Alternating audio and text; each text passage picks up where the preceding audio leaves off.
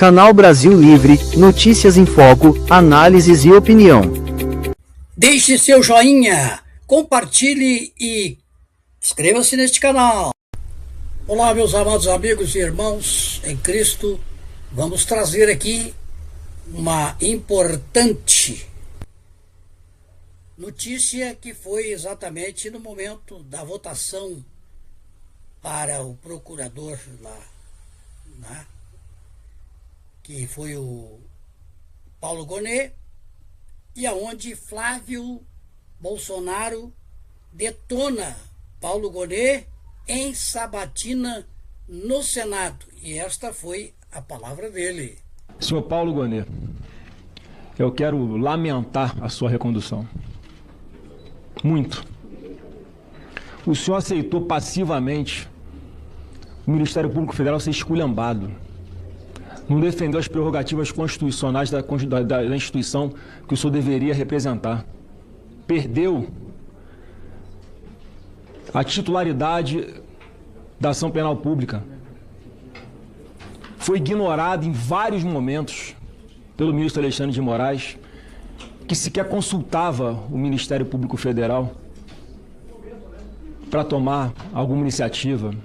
Aí depois dava aquela vaselinada, mandava lá para o senhor opinar.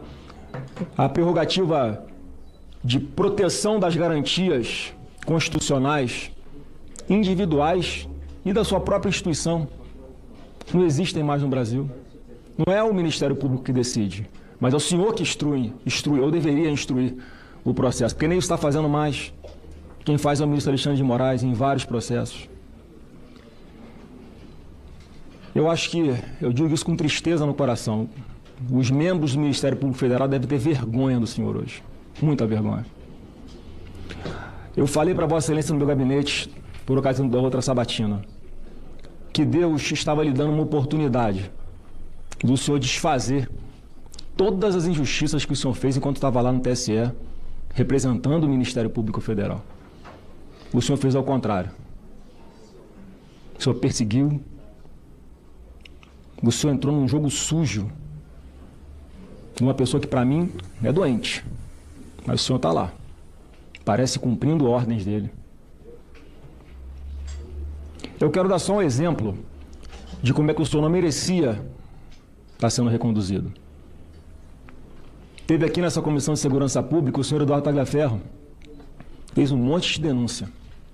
Uma específica em que ele cita nominalmente o senhor, que foi a seguinte: ele teve uma matéria do Metrópolis no dia 17 de agosto, que vazou uma conversa daquele grupo de empresários que apoiavam o presidente Bolsonaro. Dia 17 de agosto sai a matéria. No dia 23 de agosto, o senhor Alexandre de Moraes executa a sua decisão. Foram mandados de busca e apreensão, bloqueio de contas bancárias, redes sociais, quebra de sigilo bancário de todos aqueles empresários que estavam participando de uma conversa privada no WhatsApp. Aí teve aquela grande repercussão negativa.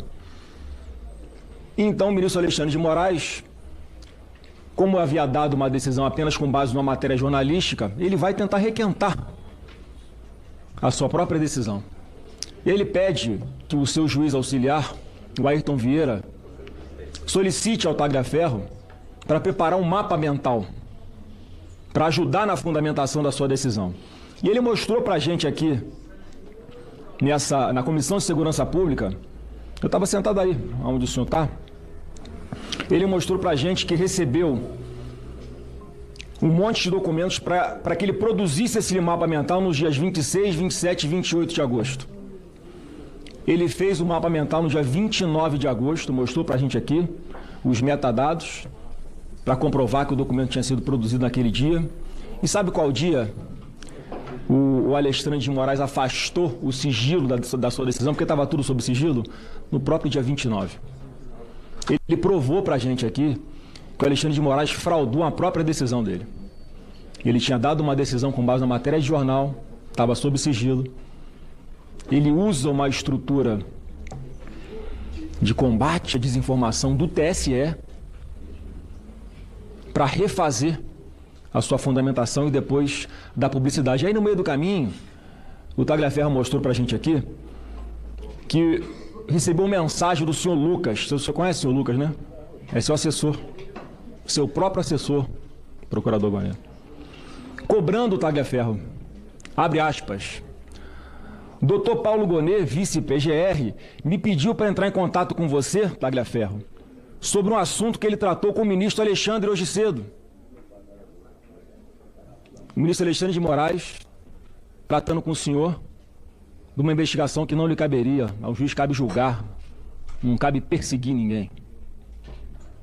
E o Tagliaferro anunciou daqui, ó. Eu enviei o que eles me pediram para o Gonet. Eu enviei pessoalmente para ele, para o senhor, os pedidos que o Moraes combinou com ele. Eu enviei diretamente para o WhatsApp do Paulo Gonet. Foi quando ele mostrou aqui para a gente, para essas câmeras que estão nos filmando aqui agora, as mensagens do próprio telefone dele, que ele te havia enviado para o senhor. Foi quando até vazou o seu número publicamente, sem querer, mas aconteceu. Foi sem querer mesmo. E diante dessa grave denúncia, senhor Paulo Gonet, o senhor próprio está envolvido, o que o senhor fez? Se o senhor quiser responder agora, o senhor fez alguma coisa?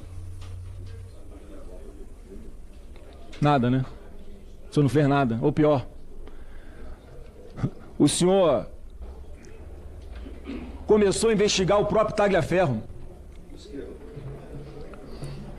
O senhor denunciou o Tagliaferro depois do que ele denunciou aqui.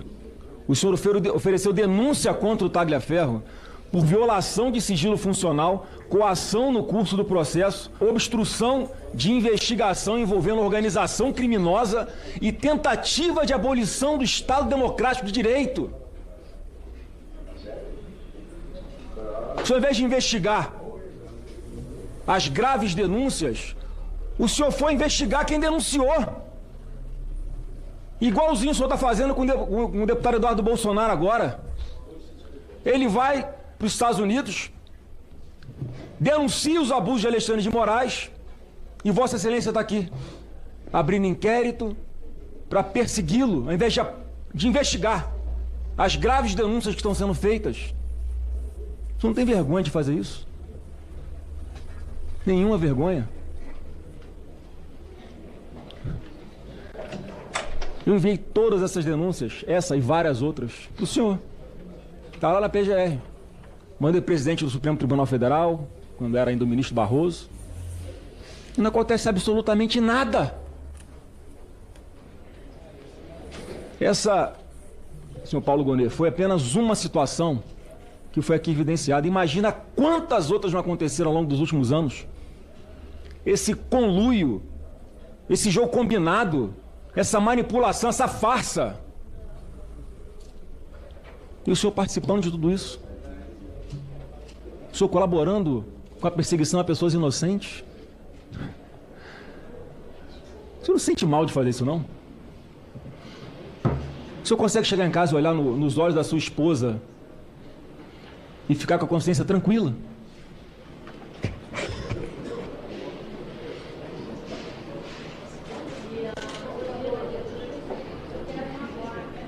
Tudo isso que o senhor está fazendo, em conluio com alguns outros do Supremo Tribunal Federal, é absolutamente nulo num Estado democrático de direito de verdade.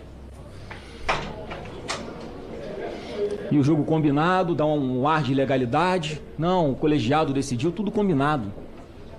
Todo mundo já sabe o resultado muito antes do processo começar. Não pelo que está nos autos, mas por quem vai julgar. Eu vou concluir agora, presidente, porque na sua frase inicial, o senhor Paulo Gonet disse que não fala nos autos. Mentira. Não fala fora dos autos. Mentira. O senhor não só fala fora dos autos, como o senhor atropela o Congresso Nacional, quando declara já de antemão, sem nem saber que texto está num possível projeto de anistia, que a anistia é inconstitucional. Eu vou lembrar ao senhor que lá em 1988, os constituintes de 1988 elencaram inicialmente 5 crimes que eram insuscetíveis de anistia: terrorismo, tráfico de drogas, tortura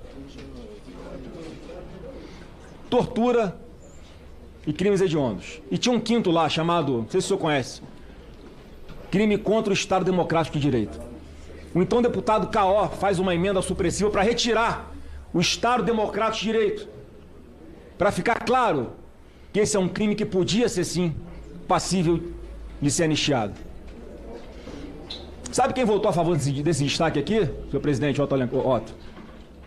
Para que fosse revogado isso e nós tivéssemos hoje esse texto na Constituição em vigor, com apenas os 4 tipos de penais que não podem receber anistia? Fernando Henrique Cardoso, Michel Temer,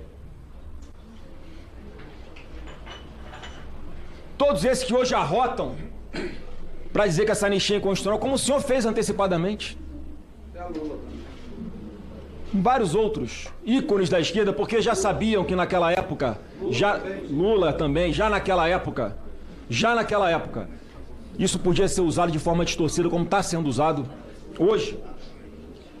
E eu quero deixar uma pergunta, uma reflexão para o senhor para concluir, presidente Otto Alencar. O senhor vai mesmo tirar uma prerrogativa aqui do Congresso Nacional? Eu queria que o senhor anotasse essa pergunta para responder. O senhor vai tirar a prerrogativa do Congresso Nacional para fazer o processo de impeachment contra ministro do Supremo Tribunal Federal? Porque o que está sendo dito já pela imprensa, não sei como é que a imprensa fica sabendo se o senhor não fala, né? Que o senhor vai opinar ao ministro relator no STF para dizer que somente o Procurador-Geral da República pode oferecer o impeachment de ministro do Supremo Tribunal Federal. Queria saber se isso é verdade. E se for verdade, por que o senhor está fazendo isso? Essa é a pergunta que eu tenho para fazer para o senhor, já que as outras do senhor ficou só me olhando aqui, olhou para o lado de vez em quando. O senador Flávio, mas não é hora dele responder, ele vai responder depois. E eu vou concluir, deixando, já que o senhor é uma pessoa religiosa, um versículo de Isaías 55, 7. Abre aspas aqui para esse versículo, para esse ensinamento. Deixe o ímpio o seu caminho, e o homem maligno os seus pensamentos, e converta-se ao Senhor, que se compadecerá dele. Volte-se para o nosso Deus, porque é generoso em perdoar. E eu, sinceramente, eu ainda espero que o senhor se arrependa de tudo que o senhor está fazendo com pessoas inocentes, com milhares de pessoas inocentes. Deixe seu joinha, compartilhe e inscreva-se também neste canal. Canal Brasil Livre, notícias em foco, análises e opinião.